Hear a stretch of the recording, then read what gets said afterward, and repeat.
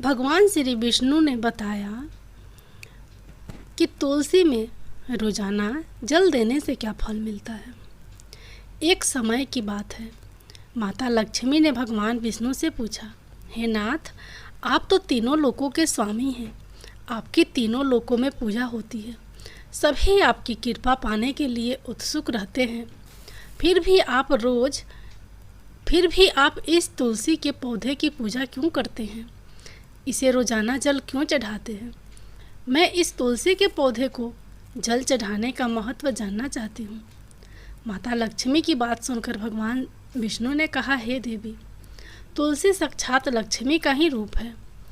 तुलसी की रोजाना पूजा करने के कई फायदे हैं और तुलसी को जल चढ़ाने मात्र से ही मनुष्य के कई पाप नष्ट हो जाते हैं। तुलसी को जल देने का महत्व बताने से पहले मैं तुम्हें एक पवित्र कथा सुनाता हूँ। इस कथा के माध्यम से तुम्हें तुम्हारे इन प्रश्नों के उत्तर मिल जाएंगे। इसलिए हे देवी, आप इस कथा को बड़े ध्यान से सुनना। भगवान विष्णु ने कहा, हे देवी, जो भी मनुष्य सिर्फ इस कथा को ध्यान लगाकर पूरी सुन लेता है, उसे 100 वर्षों तक तुलसी को जल देने का फल प्राप्त होता है। माता लक्ष्मी ने कहा, स्वामी, मैं इस कथा को बड़े ही ध्यान से सुनूंगी, आप मुझे वह पवित्र कथा सुनाना शुरू कीजिए। भगवान विष्णु ने कहा, हे देवी, बहुत समय पहले की बात है। किसी नगर में एक ब्राह्मण रहता था। उसका जन्म तो ब्राह्मण कुल में हुआ था, लेकिन उसके कर्म नित्य व प्रवृत्ति के थे। वह ब्राह्मण हमेशा ही झूठ बोलता और गलत तरीके से पैसा कमाता था। उसका मन हमेशा बुरे कर्मों में ही लगा रहता था। वह सदैव ही जुआ, वेश्यावृत्ति और चोरी में ही लगा रहता था। उसने अपने जीवन में कभी भी पुण्य के काम नहीं किए और शास्त्रों का अध्ययन नहीं किया। ब्राह्मण होते हुए भी कभी पूजा पाठ नहीं किया। सदैव ही उसका मन दूसरों के धन पर लगा रहता था और वह दिन में जो भी धन कमाता उसे रात्रि में जुआ और वेश्यावृत्ति में उड़ा दिया करता था। इस तरह वह ब्राह्मण अपने जीवन को पाप कर्मों में ही गुजार रहा था।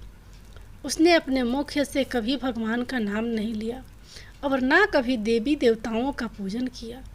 इस प्रकार से पाप करते हुए उसे कई वर्ष बीत गए। फिर वह ब्राह्मण कुछ खरीदारी करने के लिए एक नगरी में जा पहुंचता है। उस नगरी के पास में गंगा नदी बहती है और उस नदी में स्नान करने के लिए दूर दूर से लोग आया करते थे। फिर वह ब्राह्मण गंगा जी के किनारे एक आश्रम में ठहरता है। उस आश्रम में अनेक विद्वान ब्राह्मण प्रतिदिन पुराणों का पाठ तथा भगवान की भक्ति में लीन रहते थे। वह ब्राह्मण भी ढोंग करता हुआ वहीं पर उनके साथ रुक गया और उन ब्राह्मणों के साथ रहकर उसे भी भगवान का नाम लेने का अवसर मिल रहा था। वह उसी स्थान पर कुछ दिनों के लिए रुका। फिर वहाँ पर आए हुए लोगों ने गायों का पूजन करके ब्राह्मणों को भोजन कराया, तो उस ब्राह्मण ने भी उनके साथ बैठकर भोजन किया और भगवान का प्रसाद ग्रहण किया। वहीं पर उस आश्रम में एक तुलसी का पौधा था। वह ब्राह्मण जाने अनजाने में उस तुलसी के पौधे में पानी डालता था। उसके मन में कोई विचार नहीं था कि वह क्या कर रहा है। वह प्रतिदिन सुबह उठकर बाल्टी में पानी लेकर तुलसी के पौधे में डालता था। यह उसका रोजाना का नियम बन गया था। फिर एक दिन की बात है, वह आश्रम में सोया हुआ था। तभी अचानक उसके पास एक काला सर्प आया और उस काले सर्प ने उसे नींद में ही डस लिया और थोड़ी ही देर में उस ब्राह्मण की नींद में ही मृत्यु हो गई। और जब सुबह दूसरे ब्राह्मणों ने उसे इस अवस्था में देखा तो उन्होंने उसके मुख में तुलसी पत्र और तुलसी जी का जल डाल दिया। फिर उन ब्राह्मणों को पता चला कि उसकी तो मृत्यु हो चुकी है। तब वहाँ पर यमदूत आते हैं और उस ब्राह्मण को पकड़कर यमलोक ले जाने लगते हैं।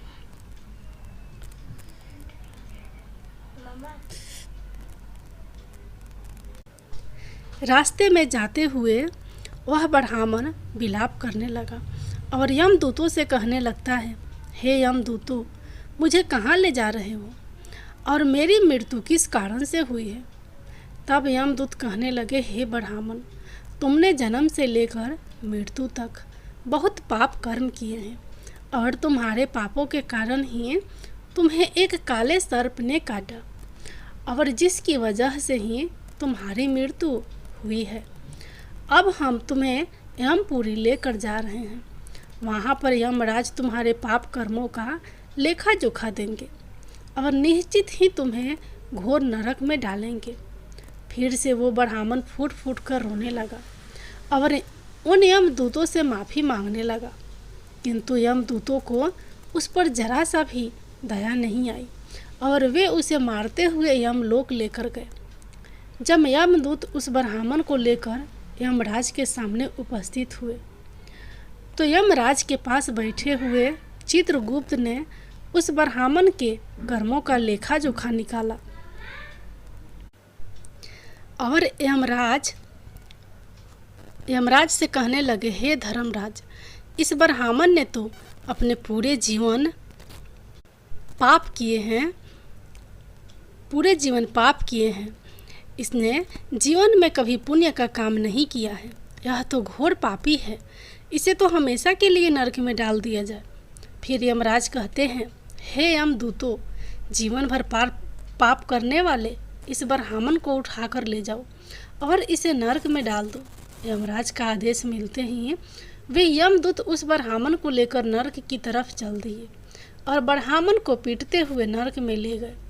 वहाँ ले जाकर उसे खौलते हुए तेल के कढ़ाई में डाल दिया। परंतु जैसे ही उस ब्राह्मण को खौलते हुए तेल की कढ़ाई में डाला तो वह एकदम से ठंडा और शीतल हो गया। इस घटना को देखकर उस यमदूत को बड़ा ही आश्चर्य हुआ। ऐसा उसके साथ पहले कभी नहीं हुआ था। उस यमदूत ने कितने ही पापियों को उस तेल की कढ़ाई में डाला था और वे सभी उस तेल में गिरकर छटपटाने लगते थे। लेकिन जैसे ही उस ब्राह्मण गरम तेल की कढ़ाई में गिरा तो वह तेल अचानक से शांत और शीतल हो गया। इस आश्चर्यजनक घटना को देखकर वह यमदूत जल्दी से दौड़ता हुआ यमराज के पास पहुंचा। यमदूत को देखकर यमराज ने कहा, हे यमदूत, क्या बात है, तुम इतने घबराए हुए क्यों लग रहे हो। फिर वह यमदूत कहता है, हे धर्मराज, आपने जिस ब्राह्मण को नरक में डालने के लिए कहा था, मैंने जैसे ही उसे खौलते हुए तेल की कढ़ाई में डाला तो उस भट्टी की अग्नि बुझ गई और वह खौलता हुआ तेल भी बिल्कुल ठंडा हो गया। फिर यमराज कहते हैं, हे यमदूत, यह तो बड़ी ही विचित्र घटना है। ऐसा तो पहले कभी नहीं हुआ था। यमराज विचार कर ही रहे थे कि तभी वहाँ पर नारद मुनि प्रकट होते हैं। नारद मुनि को देखकर यमराज अत्यंत प्रसन्न होते हैं और उन्हें प्रणाम करते हैं। यमराज नारद मुनि का स्वागत करते हैं। फिर यमराज नारद मुनि से कहते हैं, मुनिवर, आप उचित समय पर आए हैं। हमने आज और अभी एक अत्यंत पापी ब्राह्मण को नरक में गिराया है, किंतु उसके गिरते ही नरक की अग्नि ठंड पड़ गई है और खोलता हुआ तेल भी शीतल हो गया।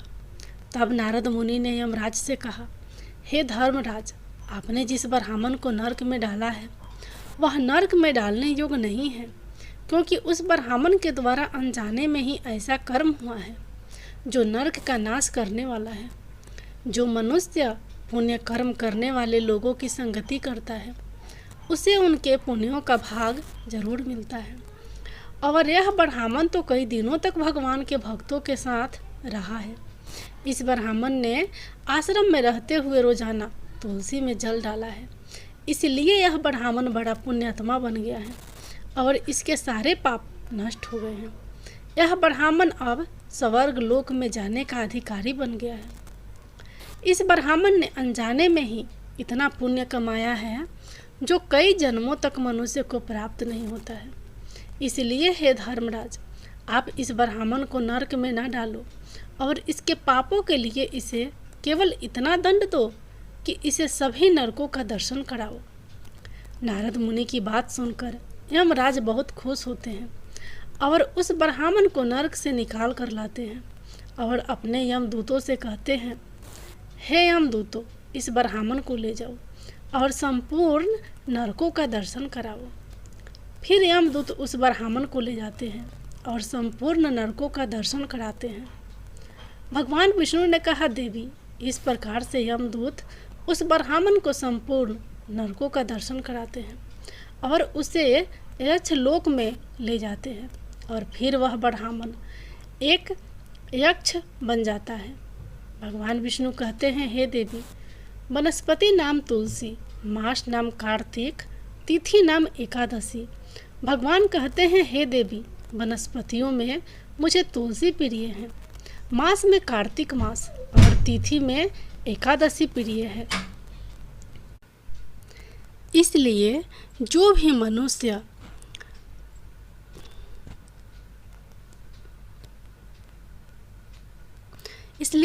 मनुष्य रोजाना तुलसी की पूजा पाठ करता है और तुलसी को जल देता है, वो मनुष्य मुझे सबसे अधिक प्रिय है। उस मनुष्य की कभी भी दुर्गति नहीं होती है और वह मनुष्य कभी नरक में नहीं गिरता है। जिन घरों में तुलसी का पौधा सदैव ही हरा भरा रहता है, उस घर में सुख शांति और समृद्धि बनी रहती है। भगवान विष्णु कहते हैं, हे देवी, मेरी पूजा में और मुझे चढ़ाए जाने वाले भोग में तुलसी के पत्र अवश्य होने चाहिए, क्योंकि तुलसी पत्र के बिना मैं किसी भी प्रकार का भोग स्वीकार नहीं करता हूँ। इसलिए प्रत्येक घर में तुलसी का पौधा अवश्य होना चाहिए। अगर आपके घर में तुलसी का पौधा है तो सुख शांति और समृद्धि के लिए तुलसी को चुनरी अवश्य चढ़ानी चाहिए। हमेशा ध्यान रखें कि तुलसी का पौधा चुनरी के बिना अधूरा होता है। तुलसी केवल एक पौधा ही नहीं, बल्कि वह एक देवी है, मेरी अर्थात विष्णु की पत्नी है। इसलिए तुलसी को चुनरी अवश्य ही चढ़ानी चाहिए, क्योंकि इससे पति पत्नी में प्रेम और विश्वास बढ़ता है। पति पत्नी का दाम्पत्य जीवन खुशहाल बना रहता है। घर में रहने वाली महिलाएं सदा सुहागिन और सौभाग्यशाली रहती हैं। तुलसी का विवाह भी अवश्य कराना चाहिए। इससे मनुष्य के सभी दुखों का अंत होता है और सांसारिक जीवन सुखमय बीतता है। भगवान विष्णु कहते हैं, हे देवी, तुलसी के पौधे के आसपास अपने मुख से अपशब्द नहीं बोलने चाहिए। तुलसी के नज़दीक भूल से भी जूते चप्पल अथवा झाड़ू पोछा नहीं रखना चाहिए, इसे पाप माना गया है। तुलसी के पौधे के पास जल से भरा हुआ बर्तन भी नहीं रखना चाहिए। तुलसी के पौधे के पास दीपक जलाने के बाद दीपक को वहाँ से हटा देना चाहिए, क्योंकि तुलसी के नीचे बुझा हुआ दीपक रखना अशुभ माना जाता है। जिस स्थान पर भी तुलसी का पौधा होता है, उस स्थान को हमेशा ही साफ स्वच्छ रखना चाहिए। इसलिए नियमित रूप से तुलसी के पौधे के पास साफ सफाई का ध्यान रखना चाहिए। तुलसी के पौधे में शिवलिंग और गणेश जी की प्रतिमा नहीं रखनी चाहिए। साथ ही तुलसी के गमले में अन्य किसी भी प्रकार का पौधा भी लगाना अशुभ होता है। तुलसी के पौधे के पास कपड़े भी नहीं सुखाने चाहिए, अन्यथा कपड़ों का गंदा पानी तुलसी के पौधे पर गिर सकता है। और हमेशा ध्यान रखना चाहिए कि तुलसी के पत्र को नाखून से नहीं तोड़ना चाहिए, इससे तुलसी का अपमान होता है। यदि तुलसी के पत्ते सूख कर गिर जाते हैं तो उन्हें कचरे में नहीं फेंकना चाहिए, क्योंकि वे पत्ते पैरों के नीचे आते हैं, जो अच्छा नहीं होता है। उन पत्तों को आप तुलसी की मिट्टी में ही दबा दें। भगवान विष्णु कहते हैं, हे देवी, रविवार के दिन तुलसी के पत्ते नहीं तोड़ने चाहिए और रविवार को तुलसी को जल भी नहीं चढ़ाना चाहिए। बाकी सब दिन तुलसी को सुबह स्नान से निवृत्त होकर जल देना चाहिए और शाम के समय एक दीपक जलाना चाहिए। भगवान विष्णु कहते हैं, हे देवी, अक्सर महिलाएं स्नान के बाद अपने बाल खुले रखकर ही तुलसी को जल देती हैं, परंतु ऐसा करना गलत होता है। महिलाओं को हमेशा ही अपने बाल बांधकर माथे पर सिंदूर लगाकर ही तुलसी के जल देना चाहिए। इससे तुलसी का आशीर्वाद प्राप्त होता है।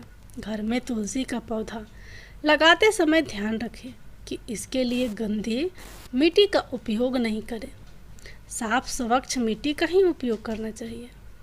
इससे तुलसी माँ रूठ जाती हैं और सूखने लगती हैं। तुलसी का पौधा कभी भी गंदे स्थान पर नहीं रखना चाहिए, जैसे कि नाली अथवा बाथरूम के पास तुलसी के गमले को कभी नहीं रखना चाहिए, अन्यथा गंदा पानी तुलसी के पौधे में गिर सकता है, जो बहुत ही अशुभ माना गया है। घर में तुलसी का पौधा कभी सूखना नहीं चाहिए। शास्त्रों में ऐसी मान्यता है कि तुलसी का पौधा सूखना अकाल मृत्यु की सूचना देता है। घर में तुलसी का पौधा सूख जाए तो घर की सुख समृद्धि खत्म हो जाती है। सूखी हुई तुलसी में माँ लक्ष्मी का वास नहीं होता है। भगवान विष्णु कहते हैं, शास्त्रों के अनुसार मासिक धर्म के दौरान महिलाओं को तुलसी के पौधे में पानी नहीं डालना चाहिए और तुलसी को स्पर्श करना भी वर्जित है। तुलसी को बिना स्नान किए जल नहीं देना चाहिए और पैरों में चप्पल आदि पहनकर भी तुलसी को जल नहीं देना चाहिए। तुलसी को जल देते समय ध्यान रखें कि वह जल आपके पैरों पर ना पड़े, इससे तुलसी का अपमान होता है। भगवान विष्णु कहते हैं, नित्य तुलसी के दर्शन से मनुष्य को स्वर्ग की प्राप्ति होती है और तुलसी पत्र के सेवन से उसके सभी पाप नष्ट हो जाते हैं। तुलसी का पौधा हमेशा घर के सामने लगाना चाहिए। इसे पूर्व अथवा उत्तर दिशा में लगाना सबसे अधिक शुभ होता है। तुलसी के पास मरुस्थलीय पौधे रखना बहुत ही अशुभ माना जाता है। ऐसे पौधों से नकारात्मक ऊर्जा निकलती है।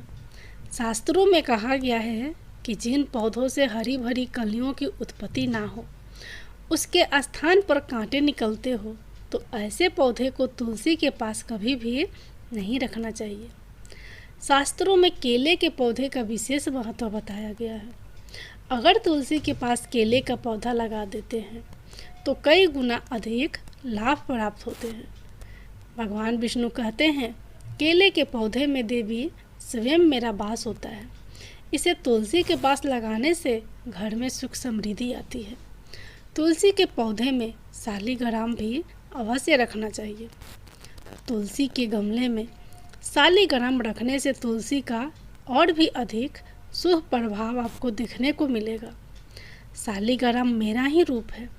यह काले रंग का पत्थर होता है, जिसे विलक्षण और मूल्यवान माना गया है। इसे अगर तुलसी के गमले में रखेंगे तो आपके घर तुलसी का और भी अधिक शुभ प्रभाव आपको देखने को मिलेगा। शालिग्राम मेरा ही निराकार रूप है। यह काले रंग का पत्थर होता है, जिसे विलक्षण और मूल्यवान माना गया है।